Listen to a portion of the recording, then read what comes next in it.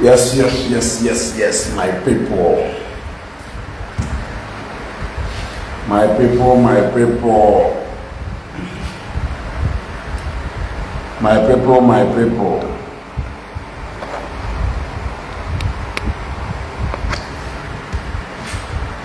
I want to enjoy about this broadcast. Metwaka na share button. The other Metwaka na share button.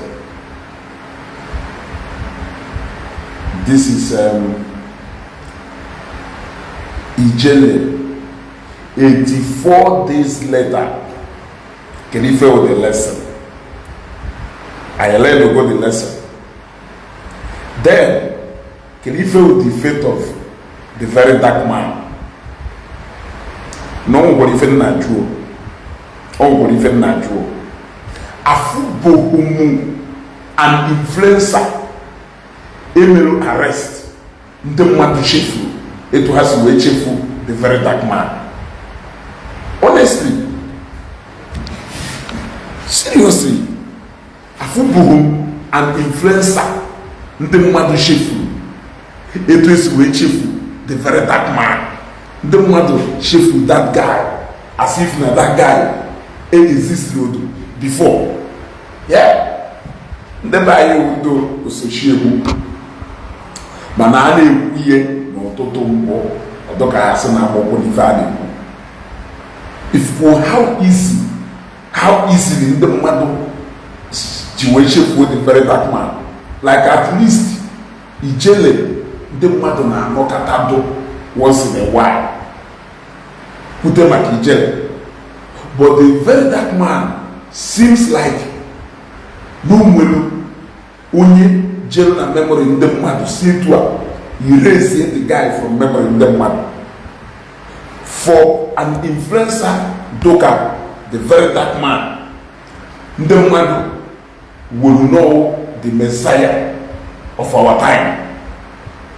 An influencer not in the caliber of the very dark man who will followers close to 800,000 followers.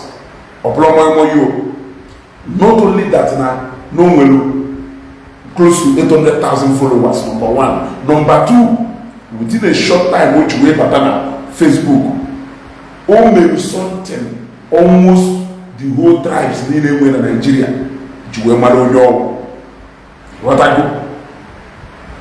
But what baffles me is the way and manner people who sweep this guy under the carpet, like as if that this guy ain't existed before. So many times when I remember on knocking, and I mean reason say, does it mean that some of this? But before I even go there, on your revenge about them pride. Let me tell you something. The very dark man who go up na Facebook at first, he was doing fine. He was doing absolutely fine. At first, it was about the oppressed, the downtrodden, and the down low. That was the goal at first. Then, after some time, pride, and the moment pride if I read this ijesi showa ogunoka oyeje baisi n'ime ye oshowa zi ogunoka oyejesi wulaka gai n'ime kirifa na choro ogunoka nina ka e wee gosi followers ya enwelu na onye aha adekwe n'okwu ya adekwe. That was the same thing Mary Jelle. That was the same thing Mary Jelle. And the key will man can the bias will do wicked. Remember, I said it countless times. I told Ijele, now all these people na Kologaka, that they don't like you. Go back to my videos. JNN videos need a mail the very dark man, even during the time of Obrora issue. I told Ijele that nande mother like go. You are not that perfect Igbo man, the mother like. Of course, You know why? All of us know why. Ijele no ọdụ ka a bait etiri na mmiri ka e wee nwude azụ. A bigger fish nwere ike ịpụta swallow it, and the fisherman anọtere that bait na mmiri enweghị time whatsoever ije dị chọbali ife dị ma nke ọtere nke ahụ awụrụ na gone and gone. Ịghọtago? I said it then. A lot of ndị omenala bụ ụzọ eziokwu, omenala bụ ụzọ okwu asị na arụrụ ana. Ha ncha niile gbanazie na undiluted truth, gbanazie na ijele speak. Ndị niile kpọrọ ijele ajọ afa, ndị niile kpọrọ ijele n'ọnya, ndị niile ji ọnụ wee nye judgment on ijele for the sake of ife gbasara ụka and omenala. Ha ncha niile gbanazie na peji ijele. Nana ye etusi wee na the very dark man. Nana fa si ha nekwo na onunu ọnwụ ọnụ na-ada afọ onunu anyị na-afụ. Ajụ m ijele ajụjụ ugboro one. Does it mean na ịda afụ onunu anyị na-afụ? Biko ndị na-ede comment unu ewe n'iwe na this particular phone kịta ka m ji wee na-afụ this comment. Jennifer Ede Daalụ Chidele Eke, Oga Patrick, good evening, it's a long time. Wilfred, good evening, brother. Pride. Hana kuli ijele aka.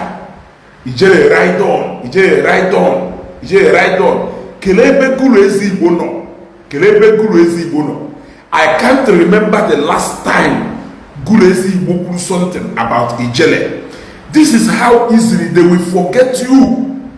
This is how easily they will forget you like you never existed. What they are doing is they use people according to the time it is useful to them. You may not even be their favorite person, but for as long as na gonna have share a common enemy, how will they use we get to that enemy? You are set. Do not mistake it to be love. I told Ijele. Today, it is 84 days gone. 84 days gone. Few days to 90 days. Owologono 3 months. Bakam. Ijele happened. Jewe. Deva ahuno ya bata. Echinine on one lechi. Now, this case of Ijele now. When even this case of Ijele na-echetara na case Matthias Isaac. When if na-echetara na case Matthias. You got to go. A lot of people say that Matthias came out of his own gra or ever. No, he was shown mercy. Matthias will set this example. But I'm happy that at a critical time like that, he shows wisdom over pride. Pride may destroy him man. Oh, nature kweta iche kweta na. I hope no retrieve when steps here because at the verge of pride it destroy here. Look, I was watching a video that our brother made yesterday, and when you see if I can make a like this, it will my brother, let me tell you something. Okay, man, at this Facebook, I don't know. I need a phone. Why forget about na I need a little why na Facebook. I do to one thing or the other. But I will share similar opinion. We became friends na Facebook. Yeah. Minus that, I don't know you and what you are capable of doing. You don't know me and what I am capable of doing. I don't know what you have done in the past. You don't know what I have done in the past. You may have an ugly past or a wonderful past. I may have an ugly past and a wonderful past. We all have fought battles and we have all won in our individual places of operation. Yes, onye ọ na n'ime anyị nwere a place anyị do perfect, o nwere a place anyị do perfect. Man, okay for pride. Okay for pride. Pride will always place you. Pride will always show you those places you feel remain too strong. You are this, you are that, you have done this, but they don't know. They don't know because now you need Iri Ji. Can you feel about me? You don't know anything about me. You don't even know my pedigree or what I can do. I may do something. So, if put on Facebook, your long leg can call you also. The only thing you save in this life in Nigeria, go too much money. Ọ bụlọkwọ ego nna akwụkwọ abụlọkwọ ụmụ mpịampịa ga a na-achịgharị n'aba. Ọ bụrụ na ị nwere ego na Nigeria, nwee ego eji eko kesi na Nigeria, inwe ego dị iche. Ọ bụrụ be ndị ọcha, Oga Patrick ị na-enene m, ọ bụrụ be ndị ọcha, you don't really need much money to get justice. Yes, but Nigeria ebe you need a lot of money to get justice. And based on this ka o ji eme mpụta during the time of Nwago or Attire Motors. I was at first when I came out in my usual way of pleading to Ijele, of pleading to the very dark man at the time of Okpu and Ndi Igbo, pleading to so many of them, please, Watuo, because from the name I am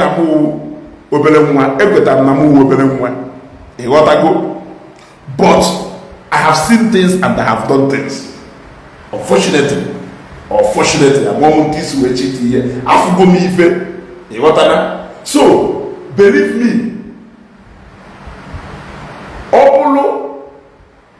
now when I go at Attire Motors, upload because of one or two. No react in the same way Ebukobisi will react. Today, Ono Yatakwe is seeking justice for somebody Ono Nasekwa right down. That is why you should know your limit. There is a clear difference in using innuendos to be describing things. You are saying this thing. But that way almost on certain things, Macho can go Matthias. Mapo son and made picture. This one I get a until every details. I'm telling you what is happening. Ijele on a detention, all on a detention, none on a detention, everyone on a detention. Ijele no almost 90 days gone. A second nato. It's no what I go. So Ichi something to verify. If you are not too obvious out there, everybody can see it. You can be precise and specific when saying it. But if you draw chop, it's just like you put on a Facebook. Now, now, you know him. Now, you very man. Send na the wise of man. Send na wisdom. You are saying something you cannot prove. Believe me. Only one should know you prove things until when you get to the court. Yes, only one should know you prove things. No, I can prove it. I can prove it. I have proofs. Mwe olejili, a man need more than proof. A man na doye. Otoka yasa na mama hifen neme. Look at Ijele. Look at where Ijele has put himself. Look at where Ijele has landed himself. And the Ijele man among the greater number of Igbos, he will not get sympathy from them. Even 80% of those people on Akroyaka. Ha Akroyaka because na ha like here. Yes. Father Akroyaka because na fa like here. Father Akroyaka because the battle they failed to fight, Ijele has taken it up. So, Hamorusie behind Ijele. Na Akroyaka, Ijele said, Echena right down now, wo. Nkezi boye.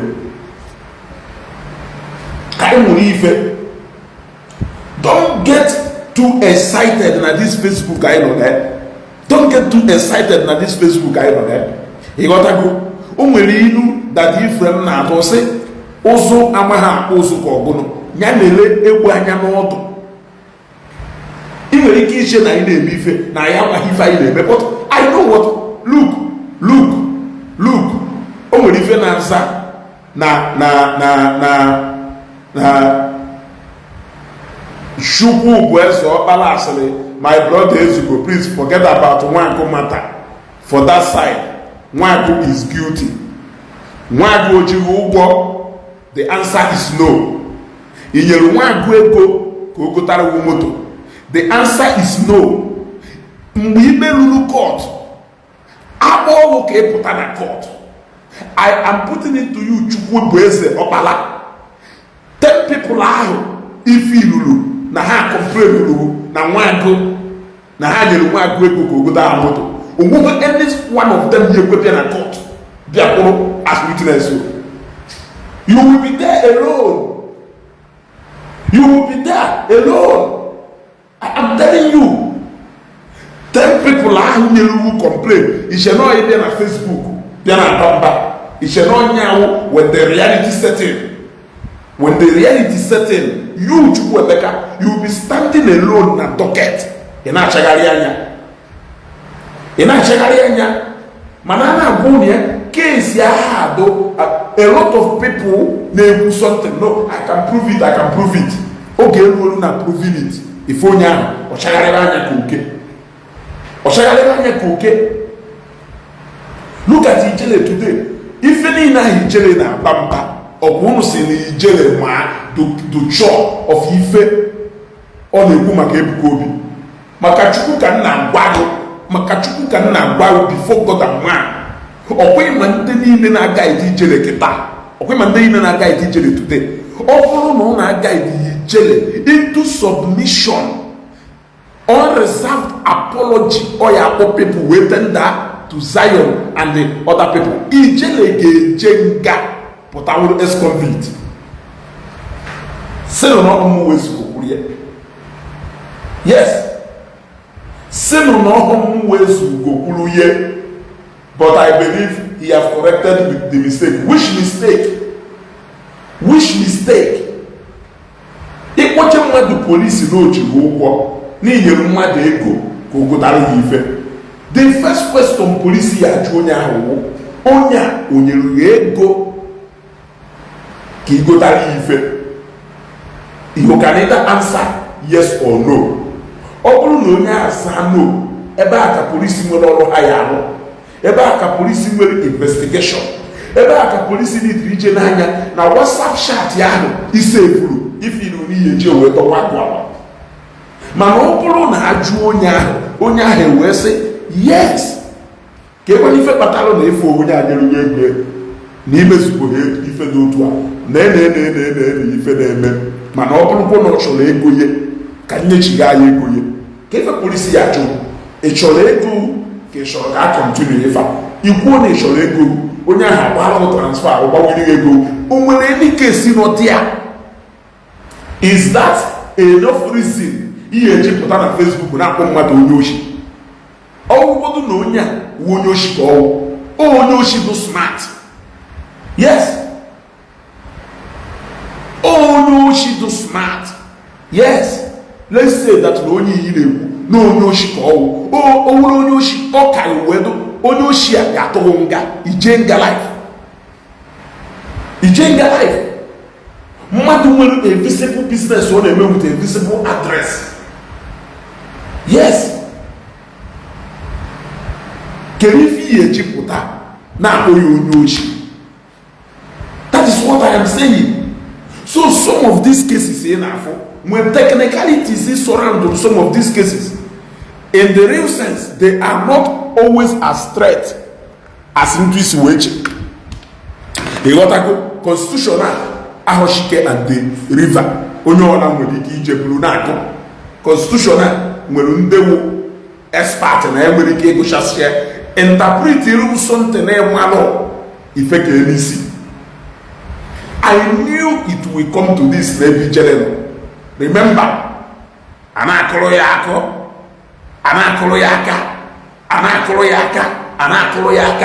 in echo, pride ye destroy you faster than anything in this life. Yes. That is the reality. That is the reality. In our sacking of the game. Ndi manafa pride ye mekudu ije mako your enemy. All in the name of Nation Alliance. You are looking for people to look. I would rather stand alone as a Zugo than to stand with onye mana when I share the same vision. Just for ego. Let me give you an instance. Today, Namona Ogesho Gegen Jaka, for instance, the worst thing I can do to myself is to go in alliance with some element that they don't like me, simply because I know that they don't like Ogeshi. I will go and ally with them just to fight Ogeshi. That is the most iberibe things you can ever do in this life. I would rather remain a one-man squad. Yes, if I am any two not dance or one dance, rather than major na shoe, just for the sake of Ogeshi. That is what people do here on Facebook.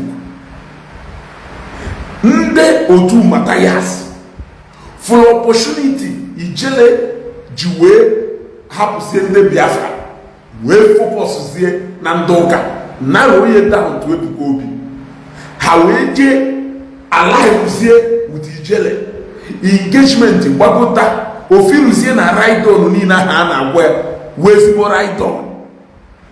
Yes, wezibo right on. Inya kan jiwe kwante mmadu adama wasaga even mother agbago the real issues according to etusi welfare. So if you lose na because na na-ekwite nketa ka ebe align with me eshiri ile ikwo ma another one nwe ko si we gba iwefu nna na onye na-agakwo ka club like this.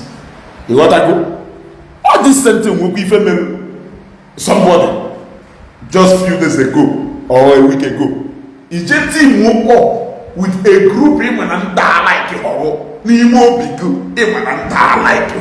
it's just because nature is somebody Ije team woke with like you will later regret it. You will later regret it because nda unde na choko onya mayo nda de penate epele ko onya mayo na okwesere na ida anife nda de penate epele ko onya mayo. Yes, nda de penate epele ko onya mayo. Yes, and that is the truth. Nda de epele na di buy the chocolate na say nwa go ta if you make something nwa go ta if you make something the moment nwa go melu something otilo oga ke ya no we for the real language how will to speak about you. Muri ife na Facebook happen no mpako onwere ife mpako nwere ike imeluwu onwere ife mpako nwere ike imeluwu o mmadụ park private jet ya na hanga ya park ya 2 or 3 muno na VGC muno na Ikoyi muno ebe niile ka na-ebi life ya ka ya si na onwe ife ndowo apụta na Facebook aneko onye ọ na wu milonia ka ọ na Facebook onye ọ na tawula anụ taya na Facebook. In the reality onwere ife bụ you no be anything. In the reality onwere ife bụ you no be anything.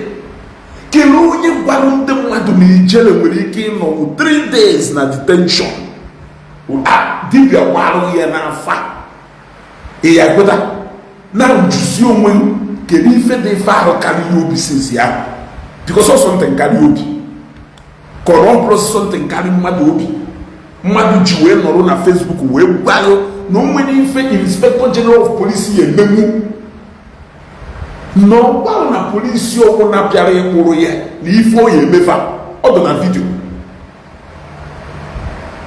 n'ọlụsịghị na Jeremaya omoto ofufe ya na o nwere ife ọwụtụ him na ya na papa J abloment Iwaji na ya na papa J abloment Jeremaya nke ịma mụnwa ma ka ijelesịrị na ya na ya abloment.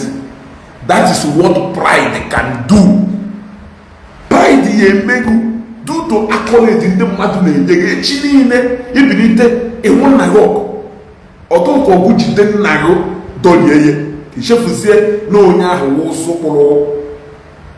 Pride eme na people n'ụwa ha tọọ against ndị mekiri ife ha wụ ịghọtago ya ndị wonu isi ha bụ na because of pride ebejipụ unu a isi ha dapụ na umena so many people. Ịghọtago so a na-ekwuye ya dasị na-efega efe na ntị here Facebook a eji na Facebook a gbara na ọ bụrụ look let me tell you something. Anọ na mụ in a real situation, not Facebook. Ebe ya wee nọ n'etu a group of your friends a na-akpọghị odogwu na-akpọghị ọga ha na-akpọlegharị na ị na-agụ ọfụ ha ka ha were akwa na efichara gị na ụfọdụ sef nwere iyi that they can ife ọsọkwara ife ya mme there's war with their life that they can never switch off on you. Anọgo m in a real situation ebe ya nọrọ like this nọrọ ka aba ndị mmadụ esi etu a your group of your friends age mate and now worship even ọkpa ịzụrụ azụ n'ala. At the end of the day you ask yourself, where are all those people today? They are not with you anymore. Yes, true life story. They are not with you anymore.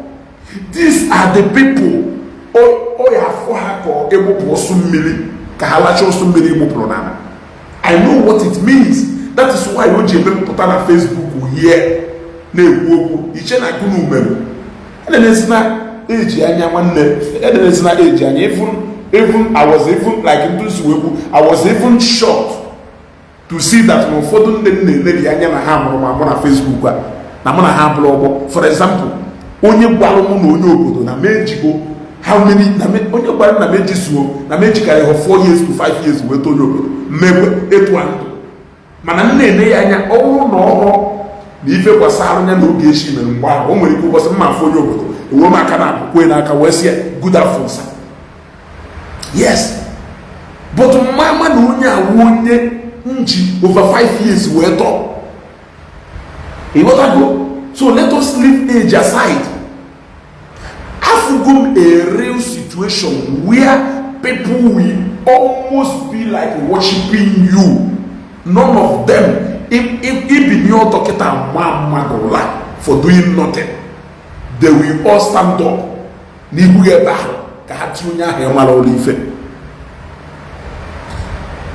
Are they acting out of their own free will? The answer is no.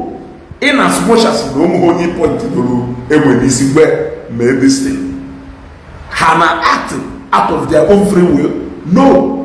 But remember, they are doing it because of what?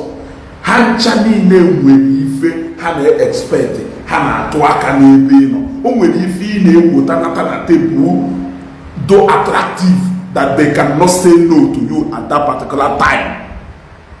Mgbe ya no we malo the true color of those people. Whom we have alternative to that thing in the middle. Mgbe ha follow another person nwere ike imehuri ha because ogo ma ha yafo obroso oka chineke na this life. Yes, there are people who left your life, they cannot even come back again. Don't always be waiting. No, Ishi no, my friend, if I had a guna only si la chacha odala also taronoba or also one day only si ayala chacha ayala chanata or when you la chacha odala also tanoba say chesnali was all ye chigata ebiazo nkaha gago otilo or life lesson. Learn it and move on. We know know how it means for people in now worship who. That is why now this Facebook growing cannot drive me more than Ebeno. It cannot. I cannot, because of A or B, may I support for my principle on this Facebook. If only follow me on Facebook today, this is Ezugo. This is Ezugo. As Ezugo, join them of my around me. I have seen Ezugo. Not the way. Man, I always like to do it based on what my principle, any principle about life. It may be wrong, it may be right. But that is what I believe in, and that is the principle I build my life around. I may be wrong, believe me. I may be right. But the fact is that now, if I go wrong in that, I will gladly accept my mistakes, because this is what I believed in. I will not regret. I will only use that opportunity or that situation to right my wrong and move forward, but no regret, because we will only push you into that thing. Based on this, I cautioned Ijele and cautioned so many of them feel Lunahawo, Baba or Abba na Facebook. Remember, na J-Park, Jelu, Egypt, Bosia Bata, Filo, no Cameroon, I am calling them by names just to show you that sometimes na Nda Filo na will experience, but followers will we finna drive her into that kind of life. Followers, we my followers Facebook that doesn't even translate into the real thing on the floor. It takes a real situation for you to even test those followers to know if they are actually, if I have supposedly, some of them are hiding under fake account. Yes. Have you tested what it means for people to be around you in reality, not on Facebook, answering you sir at every given time? Even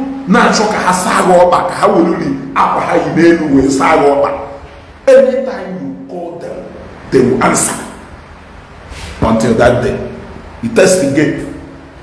You test again. Yeah. Jebaki Jelu Egypt to Batababa, same mama Ezugo, go and buy ticket and travel. Yeah? Mona Dosha Mde Ocha to Ibe business na Dubai na 2013. Abba ye Ochena Ase. Abba ye Ochena Ase. Yes, I went to Zambia na May 2013. That was when I went to Zambia. 4 months njiwe bata Zambia. I went to Dubai. 4 months njiwe bata Zambia. I went to Dubai.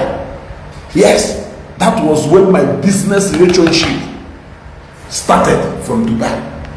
From there to so I have tested at my young age. I have tested if between 22, 23, 24. Your age mate for your age mate mande toro for etua otoha komule bube hafo opopo na ego uzi ko mana we even asa na ha mana need exposed earlier make up reach earlier a lot of things earlier than them. But the question is 10 years later, can that mechalo marry what next? Yes. Can that mechalo man say that thing? What next? You will lose a lot of them without even much provocation. The reason is because they were never meant to be your friends. Even at first, they only came close to you because of that momentary something harmony water from you. But you will think that they are your ultimate. Okay, another thing I'm talking about today, it's short tata. Say, Joku Mr. A, Imanayana Mr. B, there is woman. Yeah, every day like this. Joku Hana individual, Juonia, Kelonia with your best friend. onye a nwere ike gwa afọ onye ọzọ, onye nke a nwere ike kpọrọ gị afọ onye nka. So otu onye nka onye awụ best friend ya, but onye nka ị mara friend ịwụtu gị ọha, ị mara ife ịwụtu, o nwere ike onwe need ị na-akọvari ya at that time. In fact, o nwere ike ọ bụrụ ngụ onye at that moment, ngụ onye nọ at his or her disposal. So do not take all those hypings to be non-go power, non-go power. Make confidence in yourself and what you can do. Believe in yourself and what you can do. Having a principle on your own is important, so that when you fail, you will not regret or blame it on anybody. I learned my lesson at early stage. Early stage. Can you feel now, bottom? Early stage.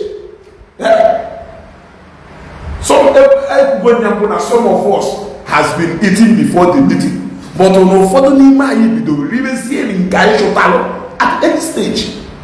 You got to go at any stage. So I know about all this growing rivalry in Ijele into Peter Bono. Okay, look at the very dark man. This guy started very well. This guy was on a mission.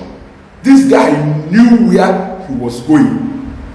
But along the line, he now started feeling like a god. He now started feeling like not a god, or because on the matter he will start feeling like no god, okay? Obito feel like no chuku. He even started moving into matters that doesn't concern him. He even started taking decisions on matters even before he heard them. Remember the pride and arrogance which were better into Okurora issue. In the very dark man, in your own understanding, in anything, because this thing ye megu, yamazunye kayo, pride ye megu, yamazunye kayo, pride ye megu. Everybody, yes, pride is everybody. In the measurement of anything in this life, class, age, exposure, visibility, and everything, we measure up the very dark man and the Okurora at any time. What he should have done during the time of Okurora issue, knowing fully well that Nanda gave a brief history about this Okurora Ndi Igbo. Omenala Igbo fuma. Omenala trust to win a judgment onya. Or other person, a junior say, Biko, onye do to Keruwa. Kelu Unyana Battle, if you do from there, reason because no one na che Mayaka na yefa, one ya we made mistake in Wafianaka, a Mayaka and Siabuki. A Mayaka and Siabuki. Manam Pako, as the very dark man, you will learn and you will learn the hard way. Who is learning now? Who is learning now? So you now want us to keep judging him based on the good things on him? Yes, we commend him on the form on him, but the moment Ibido Gafi Woso, a Maiwasiaka, never suppose to Mayaka. Then they use her as an example. Now Mawuyaka, Mawuyakeba, and Mawimakeba. Kiwe, what are the message? Leaving the very dark man now, coming back to Ijele again. Put Ijele side by side with Evangelist Ebugobi. By class in Nigeria, yeah, okay, can you go there according to those brag? No when he value Ebugobi. Ngumwa nona koloyaka. Ngumwa so we laugh Ijele. Ngumwa na Ijele right down. In your imagination, actually, my friend, one of my closest friends, this question, in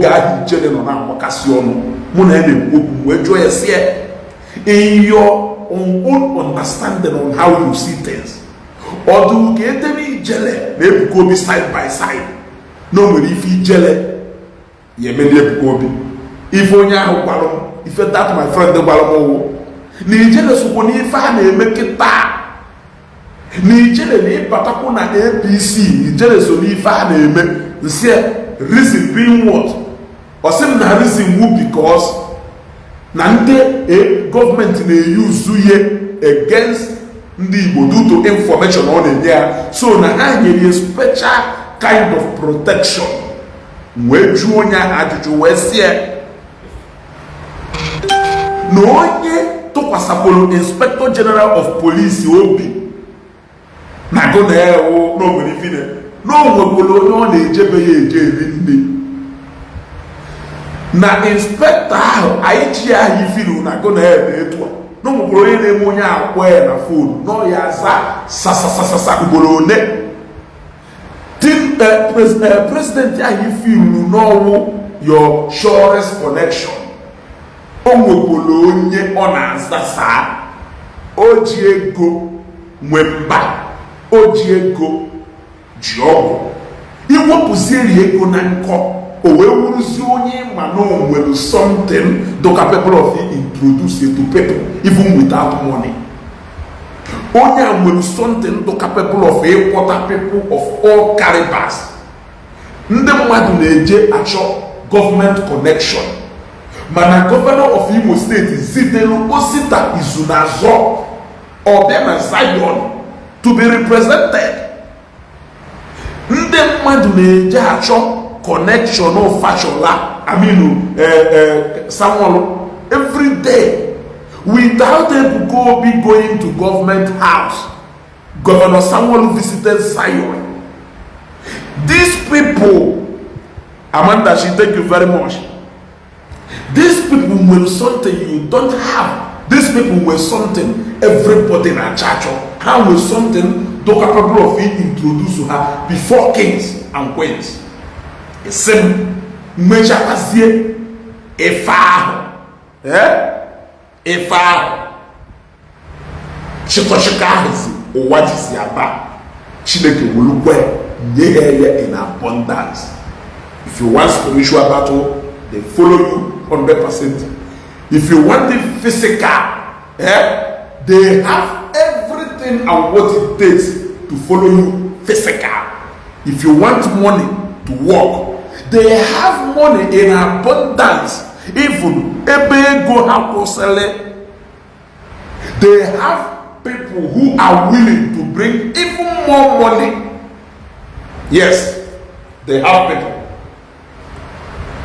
Ipotana ba. If one do to her, Ijele was not arrested because of Ebuka Obi. He was arrested for cyberbullying a lady.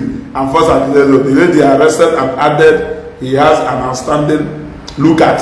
Okay, for her, when you guys say, Ogado give away, stop talking about Ebuka Obi. Talk about her. Can have go do look at it, Kelvin. Okay, from do to far. Okay, from do to far. If from do to far. So it was even a lady that has kept Ijele in detention for 90 days, almost 90 days. The more you try to defend him, the more you belittle him before people. So it wasn't even somebody as powerful as Ebuka Obi. It's all just a lady I am know.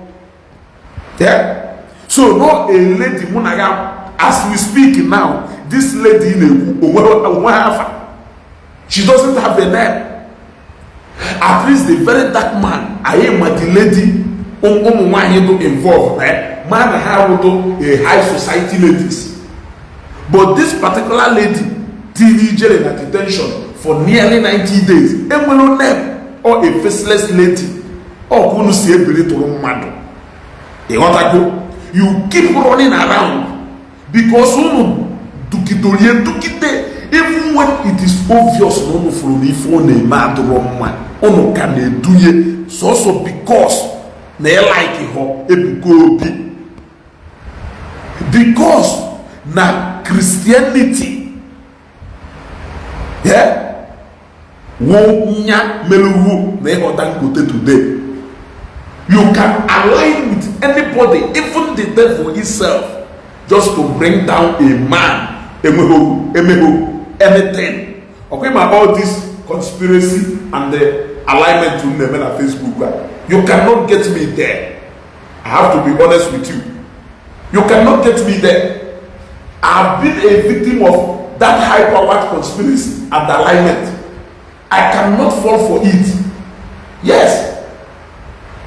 I have been a victim of where people will recruit a network of enemies against you. It is only strong people who are strong, they overcome such kind of things. Yes, it will a shaking happen somebody. You cannot overcome it. Because how can it be? No, they put the same thing. They put the same thing. They put the same thing. They put the same thing about you. For real? Really? Really? Now the center of this controversy, I will remind you the same thing. If I say Yagwamo, Nanda not conspire against you. But open another person. If he Yagwamo, how can 10 people? Now must you. If Ojue to be Olu na nyama wusi or chose something or you do a couple way go na nke ye Ishi from Ife A na B melu one day or the same thing go melu onye na monwe okwe follow this mother time no kata ha na put something against you. There must be an atom of truth. A lot of people will know today no na fufu ha na ata today. He deserves. If you tiri hana fufu, wouldn't that suppose to go in or anywhere about they make such kind of plan against them? But because people can thank God for Facebook today, I will say that Facebook will an important role will play in this particular controversy and the conspiracy in our society today, because people can now share different thoughts and opinion towards that the matter and are thinking in different ways. Not like those days. I have compound no FIFA. Will you pato phone and answer? What did they for the name her entry up will lose their life? Hajewo would teach them. Ubudaya na shigata say na shigata. Ndeberie but today na ngwala see to amaka disi wapia. Si Chineke ekwekwuo na ka one day can find your way in the center of this kind of conspiracy. If he had that to God, why me? He had that to God. Why me? Why me? Or if he had that to God, and they are to God, why me? Until the day he realizes that now what you need to use is your strength. I'm not that question. Yes, the kingdom of God suffered violence, and the violent take it by force. It has saved this singular expression, has saved a lot of people today. Yes, imagine how many people go be done on there, maybe no pastor, mushi, no way. People will learn their lesson. Or for them, we were calling on them, actually the night see. Today, onya magonyo malo ndebuniteri officer. When have you ever seen Matthias is talking on behalf of Ijele? When have you ever seen Matthias speaking for Ijele?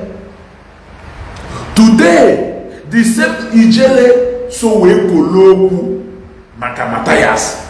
No say in today, Matthias cannot even come out one day and speak for him and vibrate in his own usual way. What has changed? Can you people tell me? What has changed? He has understood now that there are so many things not in the pipeline. Number one.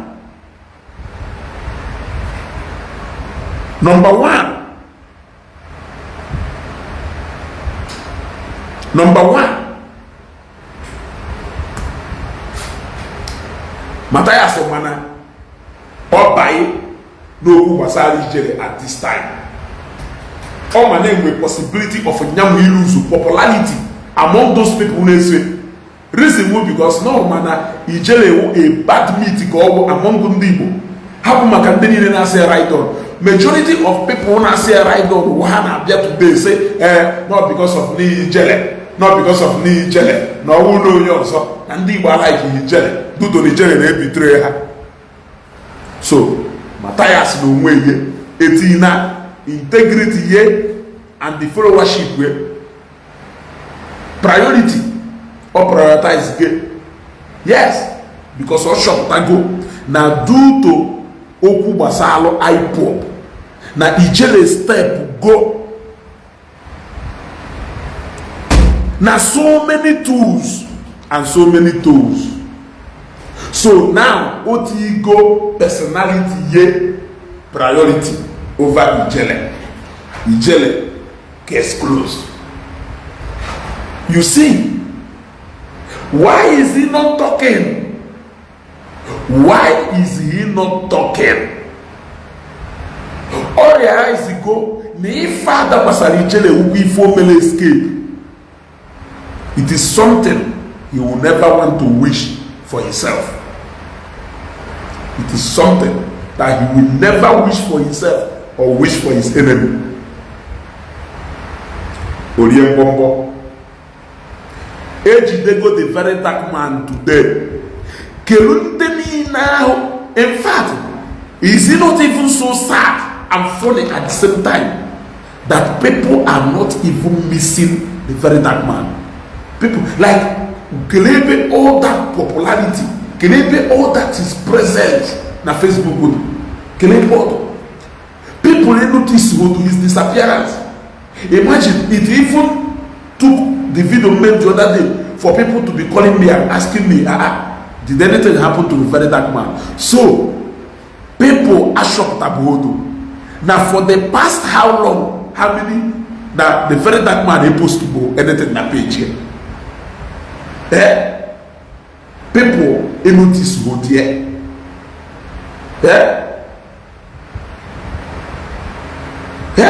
Is it not so robust and loquacious that my people are shocked about it? Now very dark man I know not to see after all these days.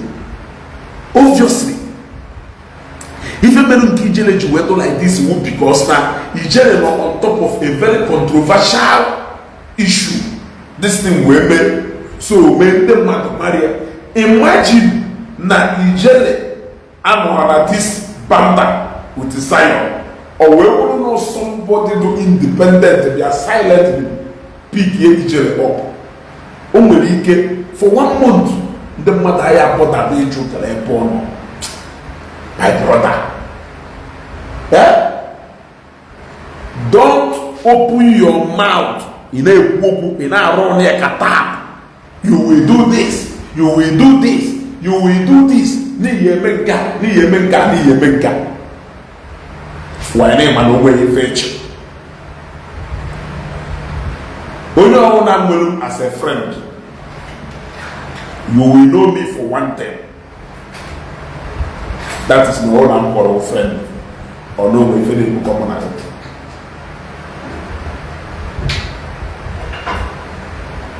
I will always tell you the truth at all time, not minding how you will feel. Come on, not true to man when you feel but I will say it anyway. I will say it anyway. I will say it anyway. I got a very close and good friend of mine. Now be out no come no him before the Swifa. I got it's good thing you work made him. I go no come no him before the Swifa. No he finish it for the with the Pueblo. I'm na highway.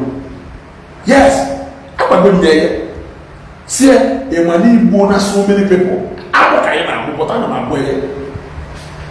aware. But on my own, I'm not. If not for anything, I'm like it. Friends, they disregard everything.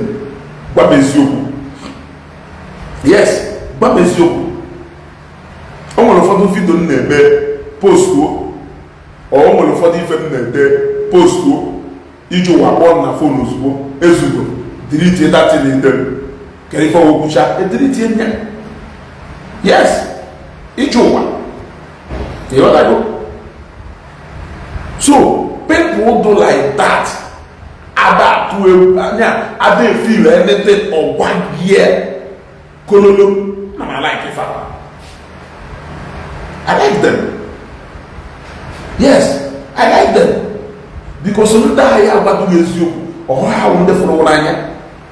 That is why you made you pity my chest today. Okay, from then I feel how sympathizers of each other.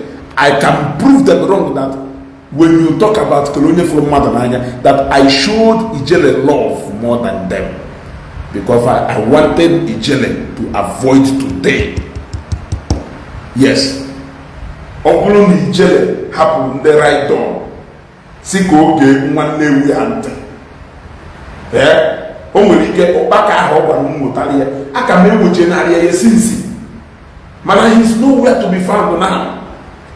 Oh, na mugutara ụkpaka ya emebigo. You left Abuja and came to Lagos, nọrọ na the street of Lagos here, na constitute nuisance. Ishe na ọwụ na-ebuka obi chọrọ ka ị ghara ịma for Lagos that day bịanụ. Ndị Zion do more than enough it descend on you. Yes, they are everywhere. It is just now ka ya realize na ndị Zion maka mustard seed everywhere around you. Money guy, you will be shocked. Osiki ke no way flat but na Lagos here. I am telling you for sure. Osiki ke no way flat but na Lagos here. Or na 12 flat on there. A guy from flat 1 to flat 12, you have to stick and design on there.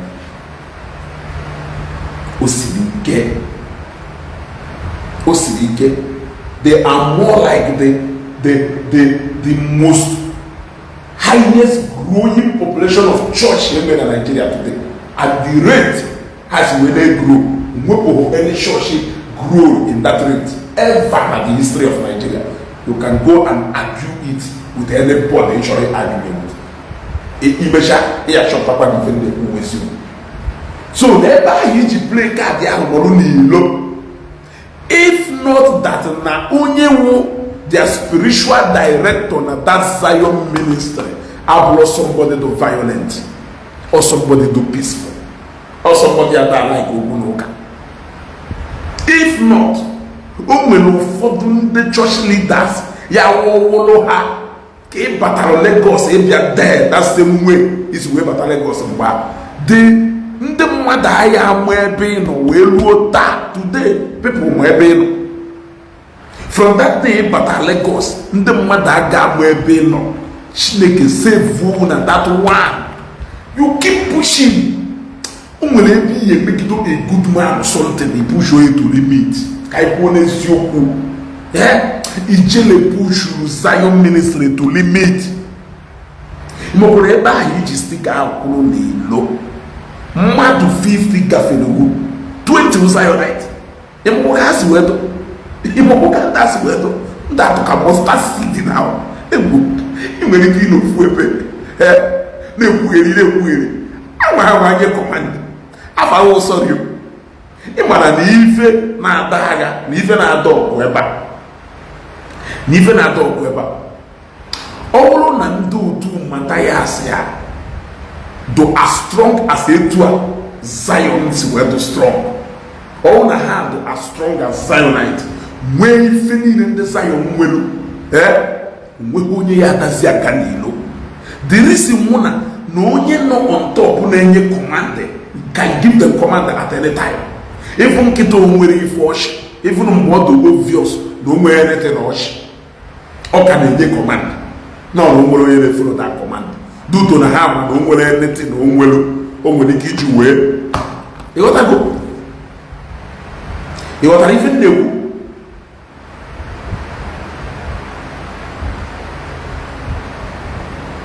Yes, ịghọtara ife na-ekwu ọdụ clear.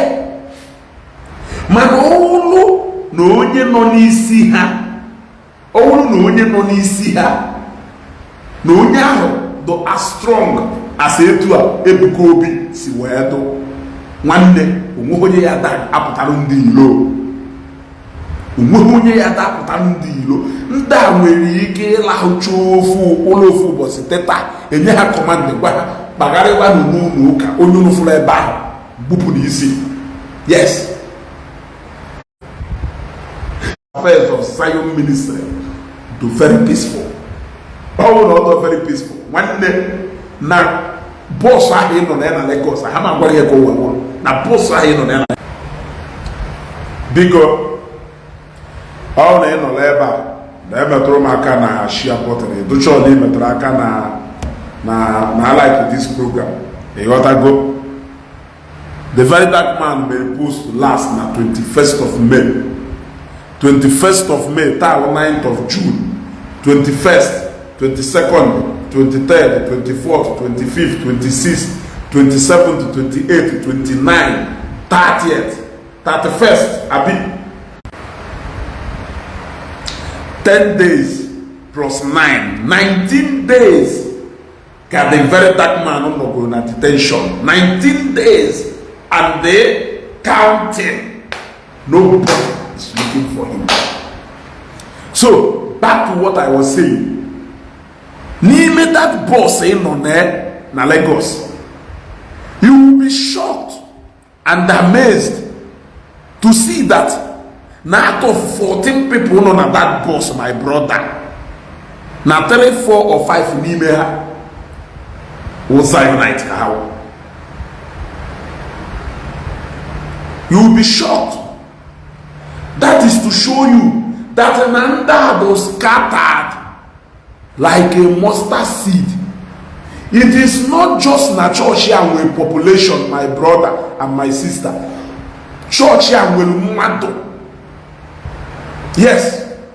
Church here, Zion will matter. Yes. You got to go? Church here. Mwelu mmadụ maka Chukwu na magwa eziokwu. They have people and the inwe eziokwu mmanụ biko na awụlụ no mefu n'anya awụ program a na-achọ na agbalịsi ike ka okopụ mana ị na-awụlụ mefu n'anya awụ ịma na ihe anọ anyị emetọkwa program a ịghọtago ịma na ọwụlụ na ewolu pawa ndị a nwere nye n'ihe maalụ ịma sef na ha dey use power ha nwere etu nwa ya esi use ye. Why are you telling them kedu ife iji ade ha unu megidoro ife kwagide ijele wee step up on the last nerve of ndị Zion. Kedu ọwụlụ ime dakụnụ ọwụlụwo kedu ife ihe eme. You will do worse than if you in the Zion name now. Lesson must be learned. Come out from pride. I'm Guzinande, okay, for a potena wagonyo. It happened recently in a Facebook. It happened to see feminine, but as the chalk, if they go see, no go champion. No go champion.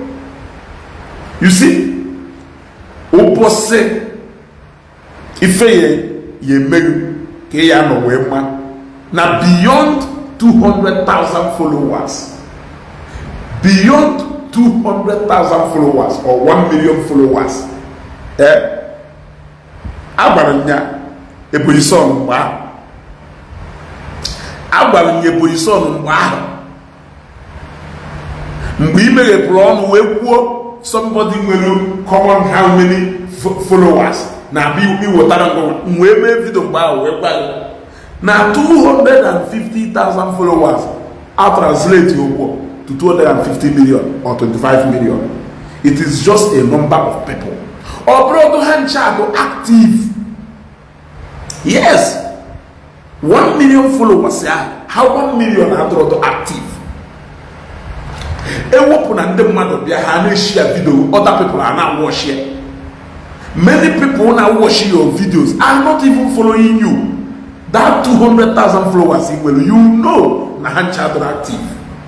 What I go, it will not take you anywhere.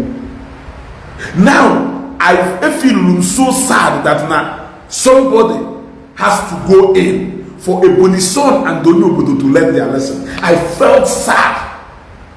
I feel sad that somebody had to walk into that trap before Onyobodo and the Bonison and the rest of them, Kelechi TV and Dotua, will learn all their lesson. I feel sad that somebody had to pay the price. Look at something to kolo kolo as a voice note to likili. The best thing to do is to try to calm the people involved down, then caution the person melo that thing. Ijele potana live program. Gwamonayo na that thing abule anything. Gwamonayo na that thing abule anything because no one go. That thing, you will take it. Like a pass judgment. Let me tell you, some people weigh as much as power in Melunaka.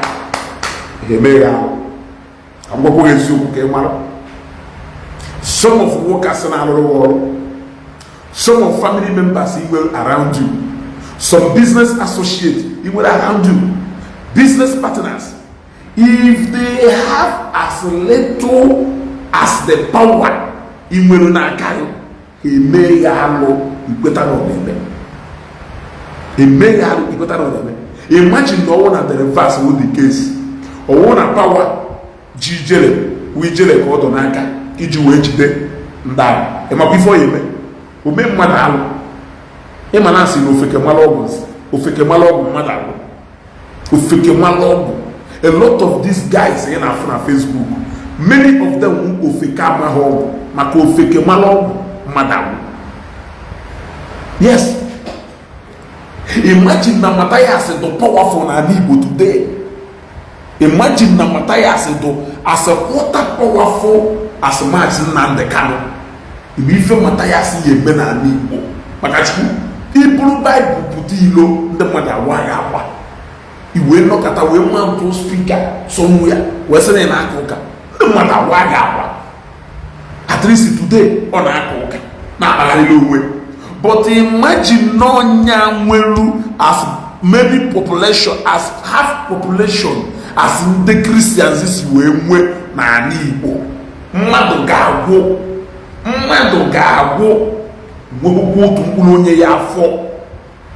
Some of these guys who be hard chaloji na mwetili if na ko bi mmadu imwetili. Ine ne hanya hapataketa ha na ebe victim.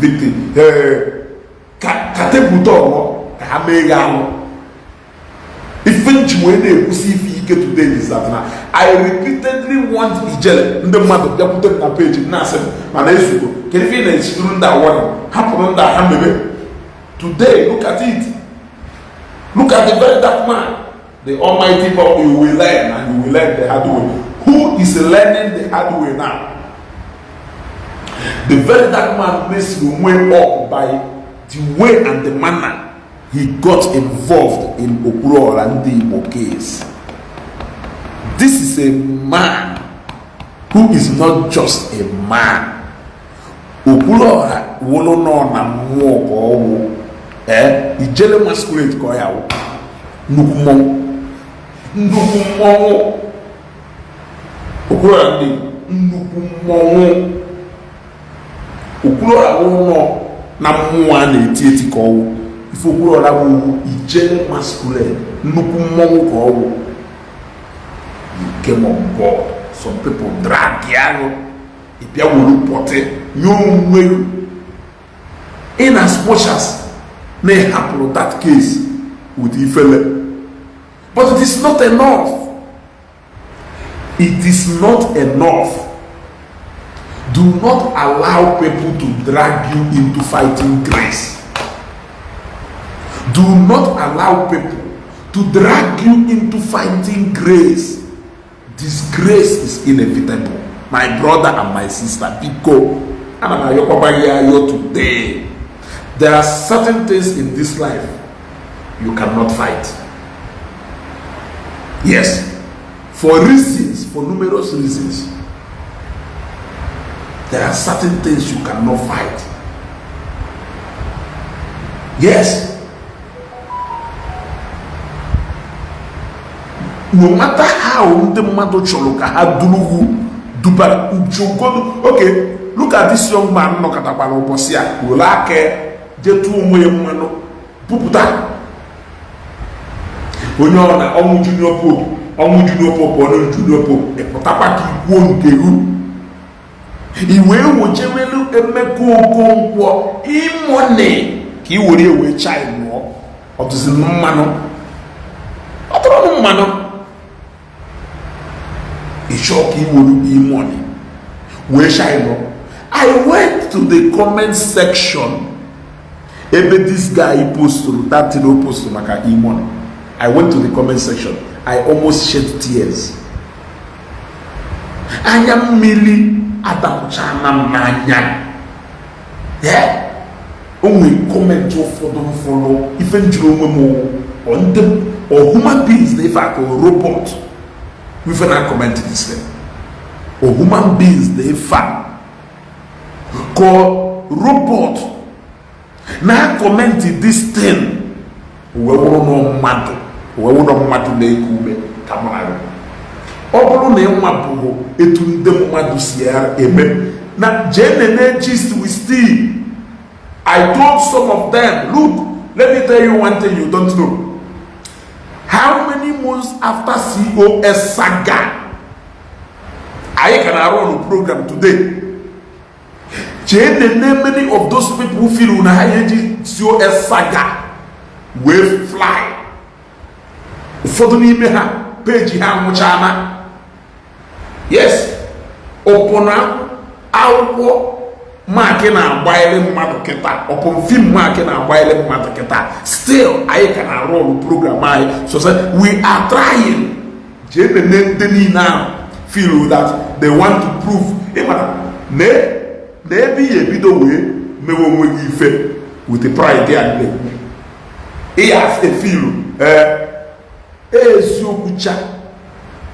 Ukwana sanya umatu yekuye mana kawake naho ke ma reason eji asokwu anya oye nyelu aka e ma reason eji asokwu anya iwe ma na okwu yewu ko ki yewu e gota ko e ma kene reason eji asokwu anya iwe ma na okwu yewu okwu ya eze ndị mmadụ ana like ka ha chọọ ka ha chai no ha eje pick on an elephant ọwụrụ nnụnụ ọwụrụ ego ịghọtago ọwụrụ anụmanụ bi n'ime ọfịa ọwụrụ lion or an elephant a mighty animal ama na strength ya ndị mmadụ ana like ka ọ chọọ ka ọ chai no o je pick on such people ka o wụrụ ha wee chai no o wee gwa ndị mmadụ na ọ daa atụ egwu ka o wee gwa ndị mmadụ na ọ daa atụ egwu na ife ahụ ya eme ihe o nwere onye ada atụ egwu ọkwa ime okwu nwe onye a ekwu n'okwu ma ọ mụ myself for the way you see me on Facebook also ị ya amakwu na isi myself na ọ ha abụkwu correct oge ụfọdụ ị ghọtara mana na mada anu ife na mada atu egwu I use my sense, my number 6. I use my number 6. Yes. Here use your number 6. Keluki is use your number 6 apart from Allah Abumawa, because I have to be honest with you, a lot of them mana we ala na Facebook. Ha na cho popularity, ha na cho Facebook growth. A lot of people now we ala na Facebook mana ka iwu pukene ala nka amumawo mwe gbakwa dokwa ya kananti again today say leave emotion and sentiment alone. ka judgment wee nyere gị aka ịpasị ya.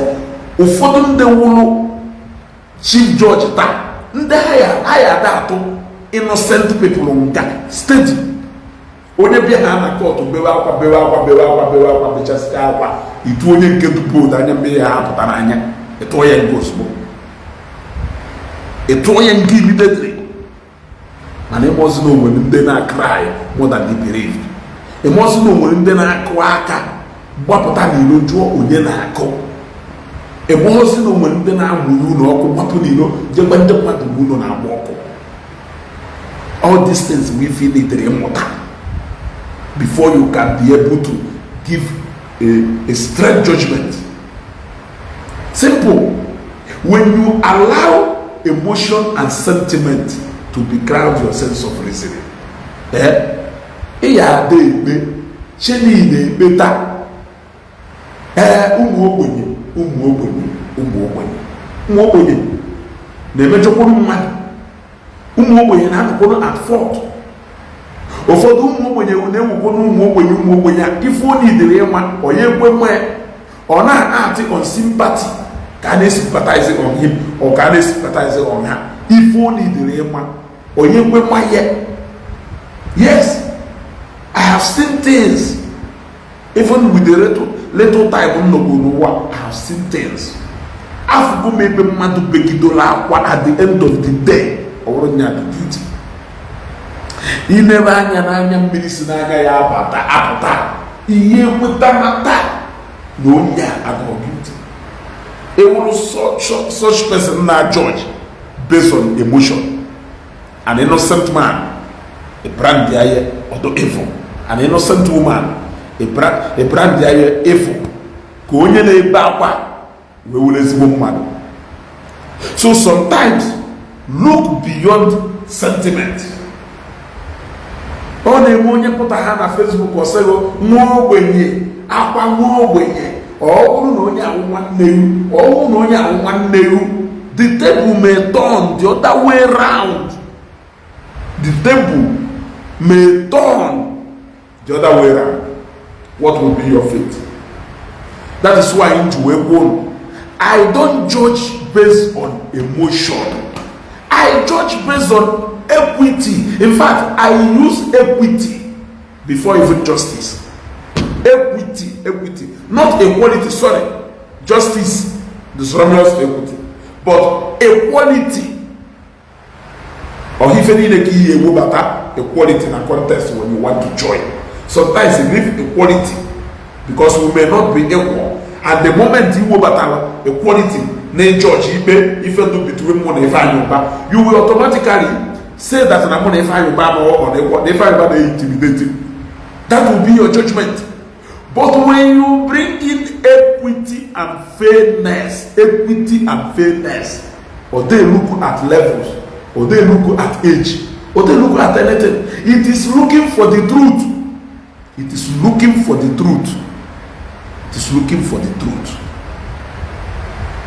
It is looking for the truth. Yes. Look at them, 4 able-bodied men. I thank God that the other day, court granted Chioma of Erisco tomatoes bail of 5 million. 5 million obele ego. Or mmadụ niile nwere ike afford 5 million. All the organizations are there na enye solidarity nwere ike wepụta that 5 million. But the fact still remains that that case proceed in a court. Chioma ga-ejenga. Yes. That is the truth. People will not tell you because they want to be sympathizing with you. I would rather prefer that that bitter truth, let me swallow it instead of that sympathy. Oh, he sympathize with him mother. Can you give him sympathy on that? Yes. And that is exactly if I do now the other issue put on Facebook, why go die here? You cannot be talking down on a particular product while you are promoting another. There is no fairness in what you are doing. If you like, swear with the highest altar you are bringing curses on yourself. You are bringing curses on yourself. It may not be necessary, no, but you are malicious. You are doing a malicious damage, which you know. I understand that some people are hard-headed, but the end justifies the means. Oh, a story. This our brother make a reference to call on Facebook yesterday. He shared the story. No, say that emotion and sentiment, stop being emotional and sentimental in some cases. You will thank me later. Some are best autos from Dubai. Bunatalumadu moto Lexus 350. Ye Bagotaro. Owe nyatore according to Ifoglo. Owe nyatore nyatochaskaye. We pulu motor. We busy yonye. Obunatalo the moto. The person here webele okoinchi. Because I want to ask you people. Because now some are best autos Papa Nigeria. He notice na moto on anya de number. On a da maybe no moto. How long can a car dealer do some best thing with a kid on Nigeria before we actually got Dubai? I want you to answer this question. When you customer best no carrier 2 weeks or 3 weeks in Nigeria before now, note OG security will have got on the note OG security will have got even or then put to motor car wash on the jacket or on a compound to be such a motor watch such underneath here. Madu will say na some best punataro moto. I understand the why you do the moto. Manage is na because no gotalo moto. It was yoga. Say no nyato se child the motor nyato se child. Jende ne some best but Nigeria go. Jene ne moto ni na ona apart be on anya. Careful how super neat motor na to. Careful how silently eja power this motor na gaga. So ki we raise attention and sympathy them man. We say no na ta moto we nya to siaye. We nya to siaye. So 2 weeks or 3 weeks some best auto so ya no na Nigeria. Koji we nya to na moto biru e poor e maintain ho moto e service ho moto because no some best bunatalo here and because no nya ya nya e maintain ho moto ko engine e boy some best autos. Sometimes let us be reasonable. When they do wicked, even na their apostate have very wicked and bitter. Very vindictive in nature. A bloody story be a man who be a flyer. But those who go look where they are, do a battery another car dealer or the war. Yes, go to a battery another car dealer called the war. Adame meye ko we wolo no makagono. I have to be honest with you. Onwere ife okuru bosia. Galaxy Motors, who my very good friend call. Yes. Oh, my very good friend call. Oh, my classmate. You want to go? This is not about Galaxy Motors. You want to go? So, sometimes, let us be honest in our dealings. Especially when you are doing a malicious damage to somebody. Because tomorrow, it will be your turn. And you will explain tire, no evidence. Don't forget, when you set a standard that you cannot meet, it's only you and that girl. You are about to hear out, not me. You may be setting a standard. I am this, I am that, when you know that that is not whom you are. Impressing people is very easy. If I want to start impressing people now, although very easy, I went to charity for reasons best known to me. Ijuwa will be my witness. Ijuwa will be my witness. Ijuwa na aseme ezugo. Say video okay yen kan say no nya happy. Ncho say nya tiwe. When we today people can apom na teaching hospital Nnewi. Yes, when we today people can apom academic phenomenon na pediatric ward na teaching hospital Nnewi. Yeah, academic phenomenon there people can apom na drop their request every day. Phone na ring gidana ma basimba. Ụfọdụ ana m atụ force to self ipe ike balo nya ga-esipụta mba. Ịghọtago? Ana m atụ force to ipe ike balo nya ga-esipụta mba. Ịghọtara?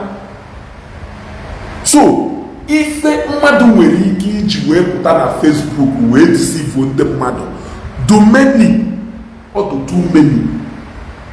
But the fact is that when you place yourself in a gap where you don't belong, you will need to do more to maintain it. I don't want to place myself in that place. I shall go now for Ezugo like this, Ezugo like this. Can I maintain? How many days can someone best in Nigeria? Ojuwe Dalo Lexus and how many million? When you see Nigeria? Nyakasa chaye onye golie webulie donya hoyanya okonji. You don't need anybody to tell you that no bitterness no nya that moto. We feel that guy Ibu no be we have been taking care of moto. What are you telling me? What are you telling me? Eh? Can you feel about? My dad wait a dealer. On I just come to 1 year. Let's see young man. Onya hanya 4 years, 5 years. Those days, I remember those days. On I chana moto maybe 4, 5, 6 months na Lagos. Bulebia East. Mother feel like here. Go ye. Onya hanya how many months later? Nyasika moto eti bo number. Moto eti ho number eti. Yeah? Kamadu buwe bata. E kadila. E maka movement Isiagu. We paralia for just a week or 2 weeks. We actually get back to Dubai. Big moto. Isi zeno nyakasicha moto. Nyadisi chair. Moto anafo. Obviously, when go this Lexus 350 on your last time or better. Oh yeah, this Lexus 350 on your last time or better. Do chala. Nka mo de ye komputara na later something million. When go wolonya, muta how to chala admire kata say, hey, e go do one. Iwese no nyadi se. Na je go dem madu General Hospital. What do you name charity? What do you name give away? But a widow uno choka the whole bloggers and Facebook to celebrate here. But you don't want others to be celebrated. And I'm celebrating God as a senahaji if I were not you want people to celebrate you. That is the reason why people refuse to celebrate that in email. Because you talk down on Nkendo so name. Yes. Opolo na mmadu me feature correct if hapo charity on name. That is why you wake up till today. Njikana yo Matthias. Separate ya Omenala Igbo from Igbo Love Themselves Charity Foundation. Because now from that foundation was something really get if from Ndi Igbo. So let us separate it. Mananguma, onyo na name give away wonyoshi. Onyo na wo a philanthropist wonyoshi. So some go wezibuto onye na emofuma. Akawo woto. Omo no onye awela kanike. agara ịghọta nsị ọ dami aghọta nwa obere anaghị aghọta something.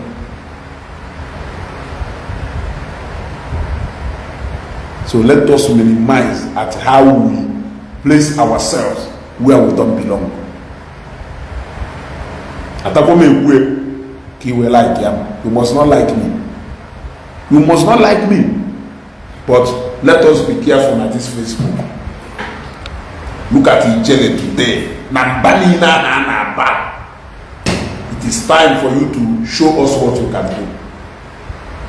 Also, it doesn't change the fact that you're on a detention more than 3 months, but that you cannot even be arrested. That is my point. It doesn't matter.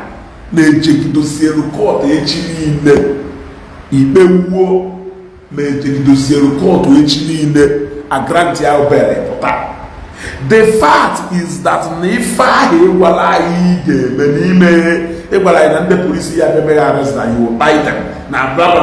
you said a lot of things. In fact, Nebukobi made arrest. No, yeah, but I would not see IG. Nay, I am not see IG before you will be there. I now ask IG, which will leave during the time of Matthias. Nay, Yakob Bamawa, nay, Yakob Bamawa, Bonyenga, Master Prophet. I asked myself, Kita are arrested, Master Prophet, which will leave. Bamawa, which may leave. When you are Isi, almost on Facebook, can Isi. Money man on the normal. Why are you putting a on Facebook and Abamba? Now, don't use because of Facebook validation. Iwe wòye ìyá máa mú ebi fẹlẹ láàmà náà esim from Nnewi iwu obodo ya awụ ife iwu onye iwu onye na Nnewi ịpụta ifu mmadụ n'anya ọcha na streeti ebe ahụ be nwa agụ ọta ife moto ụzọ ahụ ịgbagoro ifu be Conspiracies. Yes, ịgbagoro ifu be Conspiracies. If I men and when God I fear heaven on earth, if you go near the Kosapwe, if I'm not mistaken, if you go near the car or Sapwe, I hope now for near the Kosapwe. Now, Conspiracies. If you know God, castle, for simple people to know, I was there live. All 9 tons. No, here I don't see what even them. It was the Shakadation to them that day. I know that day. Yes. All of America. You know what I do? So now we will be how we do no go if one man the men on the water. So now he can do Nangalaba. Although you know we can na malo banana because Ibu no one na it's no one na opota Ibu na family si na family go pota you got to go si na your family pota. So if I want put on Facebook and a people no kumo na ngalaba man o ye cho imude e cho imude e happier e cho imude e happier. Mother name if I go home when I'm not Nke take pleasure at it up on what Nuchi Apuna. Now, all manner of names. Now, Facebook, one year, my lord. Ufoduni meha, onye mana no kago, kaye benine ante, most importantly, nefa ile wo wase that you are just trying to be malicious. You know, you just want to show people that you can say it. No more if Is that so? Yeah, just like in the case of my God, yeah, deep your while gafa, no way if my God, you say yes. You say yes. Etusiahu the madam can keep jelly that thing. Two people come with that conversation with say, so no feel na ebugo be on the Zion.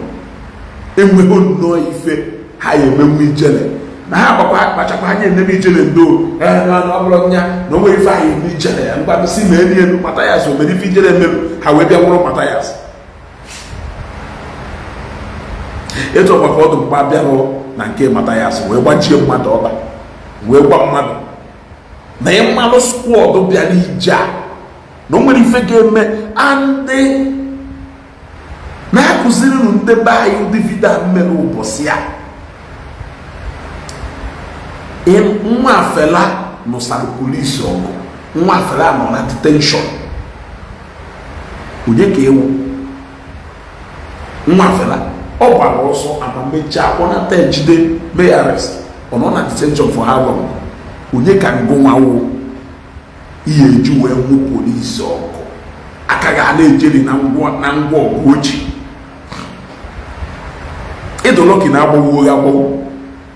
All these things we fail maliciously when I want them mad as you. We not act with their emotion, the battle, if I had a hand with a name.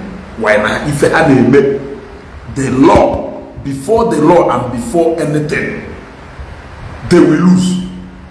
All about that guy about that day to remember Matthias arrest. When fire you may not like a Zion. You may not like Zion. Does that change the fact that now if that guy may not the police about money? You cannot change it. So you know see ni hate Zion, ni hate the Ebukobi. Itia kanoko okwawaru. The same thing Shioma of a risco tomato meru. Can the madu can a meriton as zero bitters today? It is picture zero bitters. Only more for man.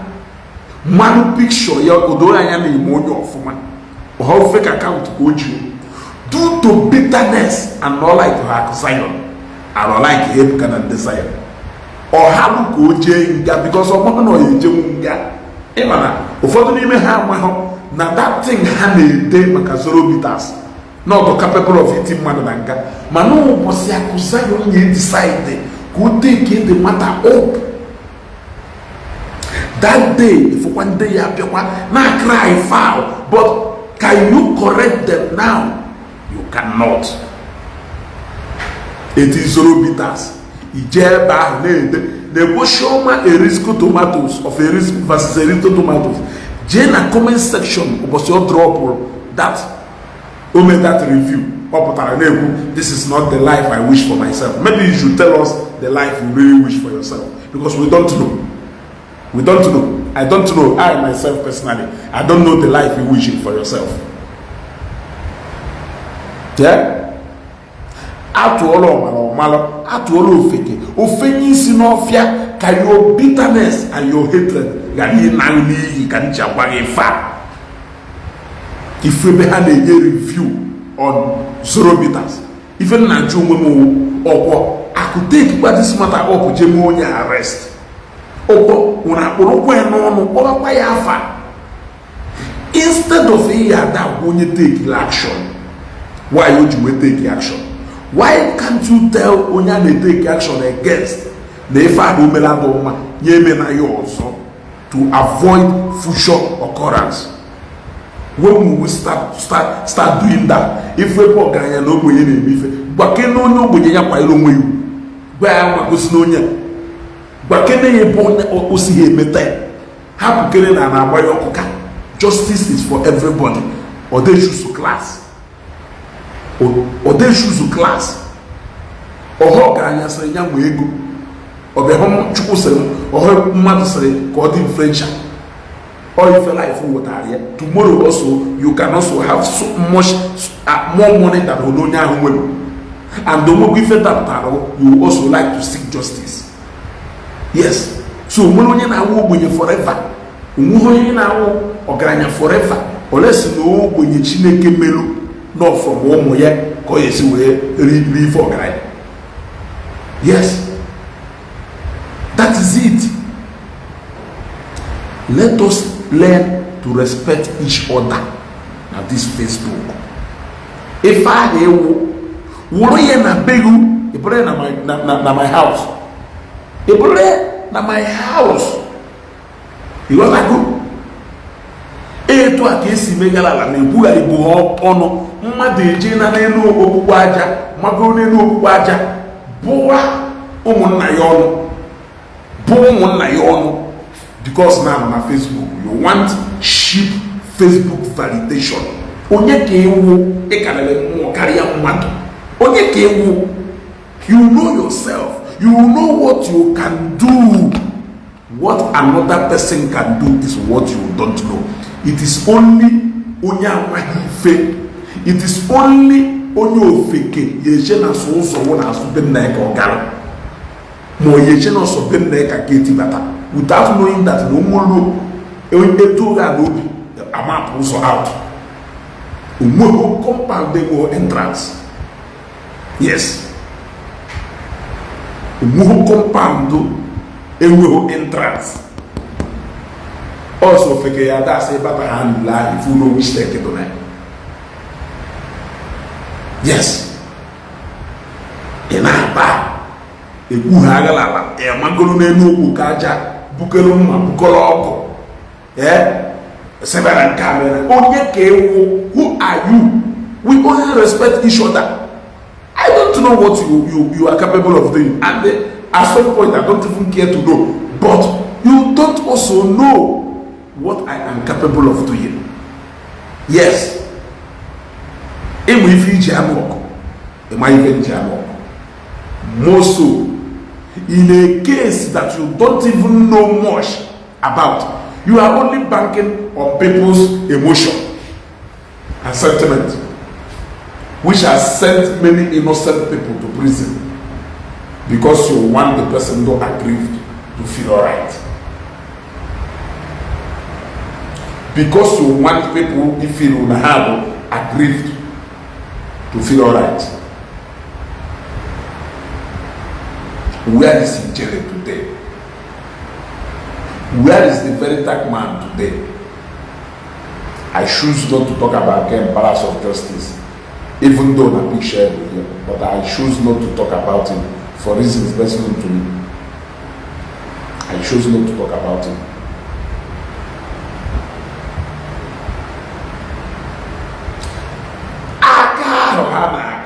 At the height of that aka, they will leave you and disappear. Are you aware? Now, let me say something. Okay, for you feeling that now you have the most, yes, I'm a way. I have one of the most sweetest fans anybody can ever have. I do. We all have our fans. If you know that now your fan base can do any kind of special, you will be misleading yourself. 200 people worship, 500 people worship, doesn't translate into anything. It doesn't translate into anything at all. Nothing, brother. I am telling you. One year to approve. Advice here. Or advice, let me not put it as an advice. But if I don't know, or to put everybody, should have been Gumbo, and yet Deba, and yet Deba, and yet Deba. You will see a car, and she call you. When you're Malaka to young man, finish. Pride, you make you feel more than you can ever imagine. Pride. Run away from pride. Run away from pride. Came and car. A man on corso. Came and corso. A man on car. You know, go. I can help it to go my chest while say some of these bloggers now put on Facebook, maybe a bamba. 10 years ago, I want to know. Let us start from there. I'm going to say, when you advice based on experience. 10 years ago, we have all seen their throwback photos. We have all seen some of them. I have got their throwback photos. They will even tell you themselves.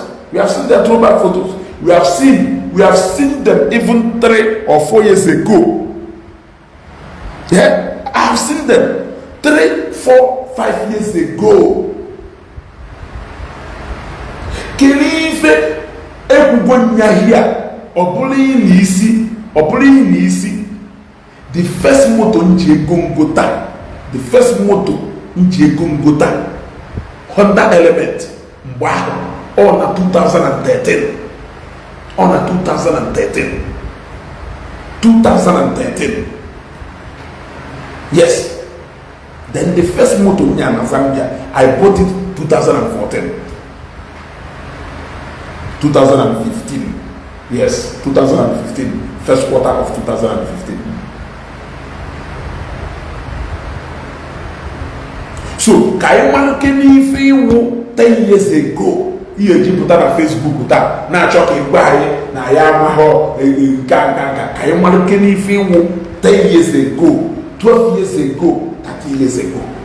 Kayman Kenny Fiwu. Yes. I saw me by 15 years ago because my phone went on a school. I'm a guys went on. So Kayman Kenny, let us know. When you finish all those things, amen. If you mama, we can only respect each other. But I just not on Facebook, I be a why, gono, then you claim on how when it if you go, I feel no if I'm for that man, but you will learn the hard way. Today he is learning it the hard way. He just but I know when you feel today, if you go. Mataya sekwala ina nka ye no yo biko weputa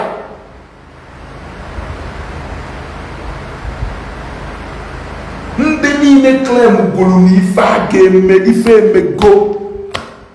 Yes, you need wisdom. Hapo maka ife ma o nwere ife bụ. Yes, ibrugodu 50 o nwere onye 70 and all 45 ka agụrụ we be go 50. I do go page, you are welcome, sister. Yeah? If you go to the hotel, what is the name? Can't share work hotel. Can't share 10, why I am 11. Yeah? I wanted to run this last program separately, but based on if I have to bring everything together. You got that? Ego na emego mvido se onye ọbụla na-ekwu n'eziokwu onwekwana onye kwuru na ọ na-atụ ụga iju onye elu ọsị na oji ọfọ iju onye ala ọsị na oji ọfọ ọkpọrọ sọsọ ọfa ma onye ji ya eziokwu na-abụ ada ejekwa n'ụlọ ikpe eziokwu na-abụ ada eje ụlọ ikpe ị na-ekwu eziokwu ana m ekwu eziokwu ya ka anyị nọ na kọtụ kedu ife anyị nọzi na kọtụ eme you want your truth to be the truth, I want my truth to be the truth. When we look at so many factors, we can really ascertain what the truth is. But it's just that obviously, I know Imo Philip, thank you very much. You gotta go. So that is it.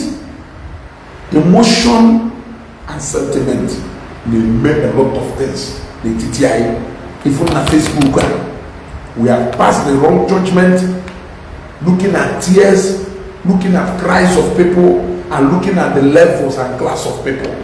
We pass here the wrong judgment of people.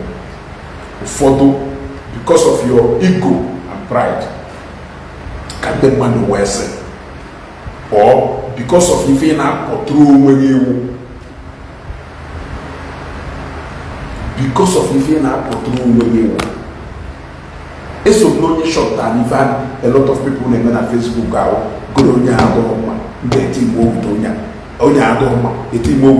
which is more like if within our locality. how will you actually know that that they are actually seeking for justice? When you have grudges.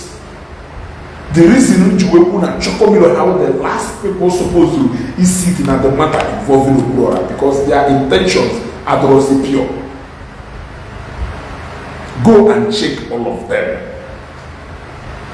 The truth about COS did not just come out, but Oturu in a backward.